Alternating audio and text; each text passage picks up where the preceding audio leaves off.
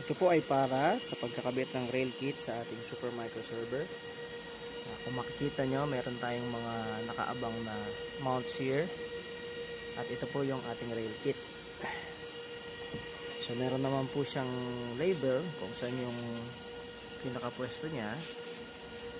So usually pag ganito to, upright, nakaganyan siya ang style niya. So before tayo mag-start, kailangan tanggalin muna natin yung pinaka-guide o yung pinaka-rail na ikakabit natin sa server itself. So ito lang po yan. Pwede nyo siya ibaliktad.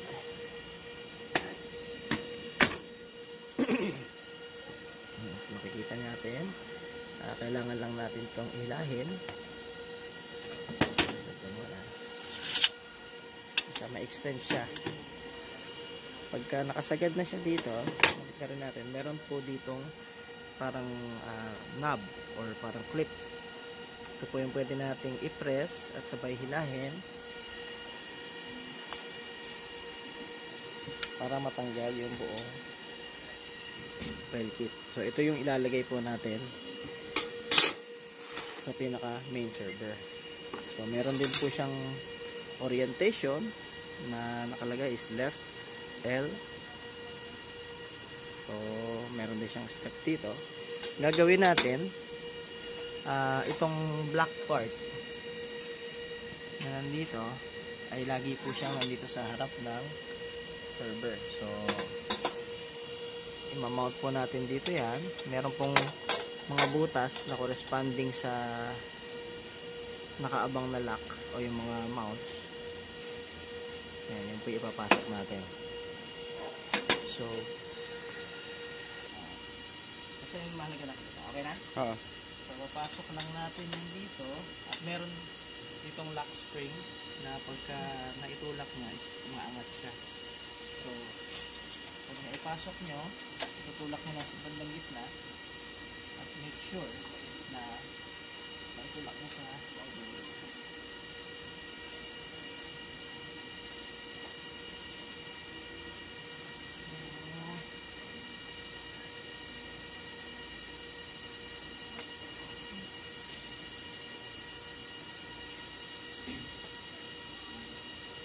Yun na yun? Okay? Stop ay post.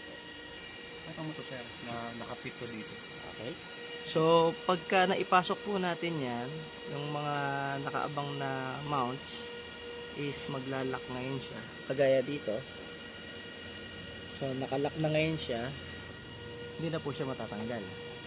Pero, kailangan nating lagyan ng screw. Mga screw. Dito. Dito. Tsaka, mostly dito lang. Dalawa lang. Dalawa lang yung kailangan natin. Okay? Ganun din po ang gagawin natin sa kabilang side at para ma-mount natin siya sa server. Okay, ang mga screw po natin ay usually nandito sa may loob ng box ng server. Kasama po siya. Usually nasa plastic siya na ganito. So hanapin lang po natin. May mga label din po yan na nakalagay na usually rail kit or rails. So usually nandito po yung mga screws natin. So kukuha lang po tayo dito ng pinakamaliit, nakakasya doon sa sa server natin at i-screw po natin para hindi siya matanggal. Susunod po natin ay yung pagkakabit or yung pag-a-adjust ng pinaka rail kit mismo. Ito is usually nasa or kinakabit na natin to sa loob ng cabinet na nakaabang na siya. At before po natin ipasok yung server na meron ng nakakabit na rail kit guide, ang gagawin po natin is mas maganda po is medyo hilahin natin or ilabas natin, expose natin yung pinaka junction point ng rail kit natin.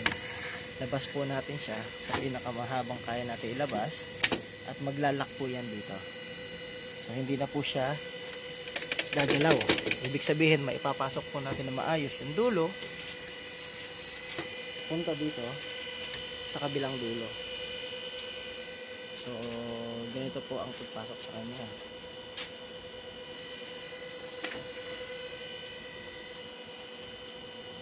Kailangan po kapasok yung rail mismo sa itim, kabilang side. Ganyan po dapat ang itsura niyan.